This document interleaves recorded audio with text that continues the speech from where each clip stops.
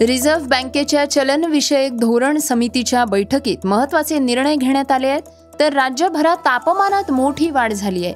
राज्यात लवकरच पशुधन विकास अधिकाऱ्यांची पदं भरली जाणार आहेत. तर तहव्वूर राणाचं लवकरच भारतात प्रत्यार्पण होणार आहे. सिंचनाशी संबंधित महत्त्वाकांक्षी योजनेला केंद्र सरकारनं मंजुरी दिली आहे. तर मुंबईत टेनिस क्रिकेट खेळणाऱ्या गोलंदाजाचा KKRच्या ताफ्यात समावेश झालाय. याशिवाय सनी देओलच्या जाट सिनेमाला सेन्सर बोर्डानं मोठी कात्री लावली आहे. या बातम्या आपण आजच्या पॉडकास्टमध्ये ऐकणार आहोत. नमस्कार, मी Gauri Kuber.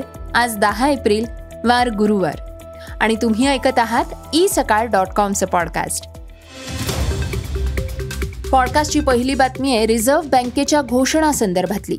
Reserve bank of इंडियानं चलन विषयक धोरण समितीच्या बैठकीत 4 मोठे निर्णय घेतले आहेत.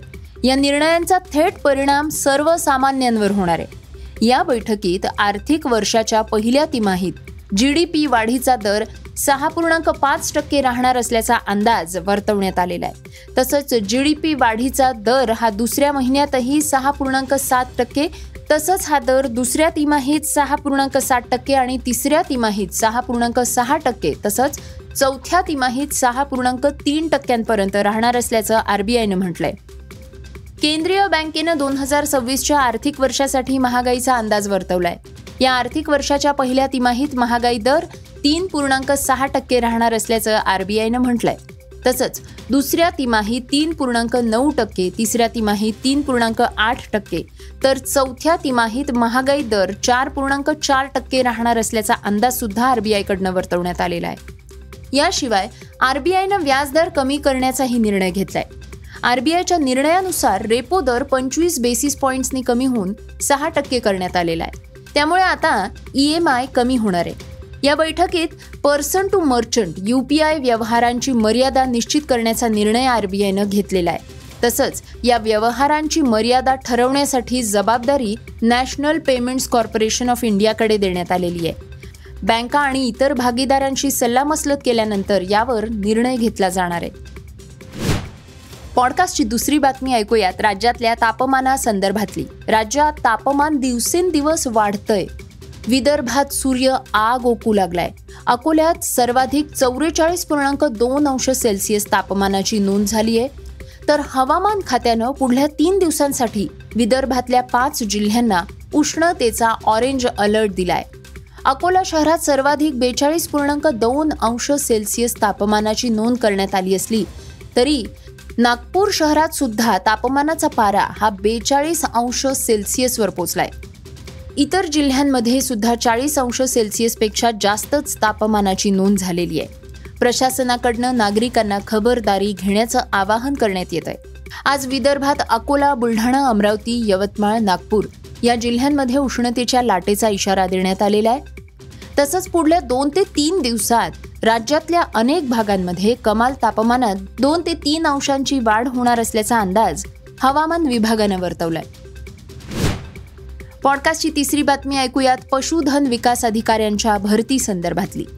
ग्रामीण भागात पशुसंवर्धन विभागाचं काम गतीनं आणि पूर्ण क्षमतेनं होण्यासाठी प्रत्येक क्षेत्रीय कार्यालयातलं पशुधन विकास अधिकारी हे पद महत्त्वाचं आहे. त्यामुळे पशुधन विकास अधिकारी संवर्गातली 2795 रिक्त पदं ही भरण्यात येणार असल्याची माहिती पशुसंवर्धन व पर्यावरण मंत्री पंकजा मुंडे यांनी दिली आहे. या संदर्भात महाराष्ट्र लोकसेवा आयोगाला पत्र सादर करण्यात आलं असल्याचंही त्यांनी सांगितलं. पशुसंवर्धन विभागाच्या सुधारित आकृती बंधानुसार महाराष्ट्र पशुसंवर्धन सेवा गट अ या अंतर्गत पशुधन विकास अधिकारी संवर्गात एकूण 4664 पदं मंजूर आहेत. त्यापैकी सद्यस्थितीत 1886 पदं भरलेली असून 2798 पदं रिक्त आहेत. तसंच 31 डिसेंबर 2025ला अखेर 8 पदं ही सेवा निवृत्तीमुळे रिक्त होणार आहेत. अशी एकूण 2806 रिक्त पदं आहेत. ही पदं रिक्त असल्यामुळे कामकाजावर परिणाम होतोय. या गोष्टीची दखल घेत विभागाच्या मंत्री मुंडे यांनी पाठपुरावा करून पशुधन विकास अधिकारी संवर्गातील पदं भरण्याचा निर्णय घेतलाय. पशुसंवर्धन विभागातील रिक्त पदं तातडीनं भरण्याचे निर्देश देण्यात आलेले आहेत. लवकरात लवकर ही भरती प्रक्रिया राबवण्यात यावी असं महाराष्ट्र लोकसेवा आयोगालाही कळवण्यात आलेलं आहे. पॉडकास्टची चौथी बातमी ऐकूया तहव्वूर राणाच्या भारतातल्या प्रत्यार्पणाबाबतची. मुंबईतील दहशतवादी हल्ल्याचा आरोपी तहव्वूर राणाचे अमेरिकेतनं लवकरच भारतात प्रत्यार्पण होणार आहे. भारताकडनं एक बहुविभागीय पथक सध्या अमेरिकेत असून तिथल्या अधिकाऱ्यांबरोबर सर्व कागदोपत्री प्रक्रिया आणि कायदेशीर बाबी पूर्ण केल्या जात आहेत. राणाची भारतात प्रत्यार्पण टाळण्यासाठीची शेवटची याचिका अमेरिकेच्या सर्वोच्च न्यायालयानं फेटाळली आहे. त्यामुळे आता त्याला भारतीय अधिकाऱ्यांच्या ताब्यात देण्यात येण्याचा मार्ग मोकळा झालेला आहे. भारतात आल्यानंतर त्याच्यावर मुंबईवरल्या हल्ल्याप्रकरणी न्यायालयीन कारवाई होण्याची शक्यता आहे. तर 64 वर्षीय राणा हा लॉस एंजेलिसमधल्या महानगर कोठडीत आहे. राणा हा पाकिस्तानी वंशाचा कॅनेडियन नागरिक असून पाकिस्तानी अमेरिकन दहशतवादी डेव्हिड कोलमन हेडलीचा निकटवर्तीय आहे. हेडली मुंबई हल्ल्याच्या कटातला मुख्य आरोपी आहे. पॉडकास्टची 5वी बातमी ऐकूया सिंचनाशी संबंधित योजनेच्या मंजुरीची. सिंचनाशी संबंधित पथदर्शक प्रकल्पाला केंद्रीय मंत्रिमंडळानं मंजुरी दिली. पंतप्रधान कृषी सिंचन योजनेअंतर्गत 1600 कोटी रुपयांच्या उपाययोजनेचा हा पथदर्शक प्रकल्प राज्यांच्या सहकार्यानं तयार करण्यात आलेला आहे. हा प्रकल्प देशभरात एकूण 78 ठिकाणी राबवण्यात येणार आहे.